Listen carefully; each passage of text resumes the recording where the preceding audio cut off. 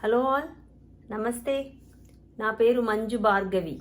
నేను 153 ప్రేరణ టీంలో train the trainer workshop program చేస్తున్నాను. ఇవాళ జరిగిన మరొక అద్భుతమైన session leadership levels and team building session జరిపించిన వారు డాక్టర్ రాము గారు. దీని గురించి ఫీడ్బ్యాక్ షేర్ చేయబోతున్నాను. Definition of leader and leadership. ఒక లీడర్కి బాస్కి ఉన్న డిఫరెన్స్ ఏంటి?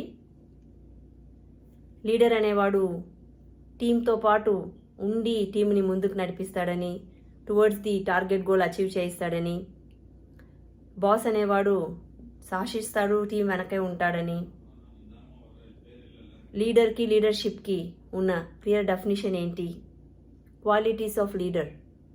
ఒక లీడర్ అనేవానికి నాలెడ్జ్, విషన్, కరేజ్ అనేది చాలా చాలా ఇంపార్టెంట్ అని. డిఫరెంట్ స్టైల్స్ ఆఫ్ లీడర్షిప్ గురించి తెలుసుకున్నాము. టోటల్గా 6 స్టైల్స్ ఆఫ్ లీడర్షిప్ ఉంటాయి.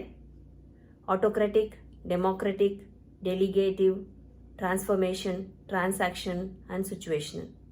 ఇలా 6 టైప్స్ ఆఫ్ లీడర్షిప్ లెవెల్స్ ఉంటాయని, స్టైల్స్ ఉంటాయని. అలాగే లీడర్షిప్కి డిఫరెంట్ లెవెల్స్ ఉంటుందని. Position, permissive, productive, people development, pinnacle and purpose. దీన్ని 6P అంటారు. తర్వాత టీమ్ అండ్ టీమ్ బిల్డింగ్ ఎంత ఇంపార్టెంట్ అని.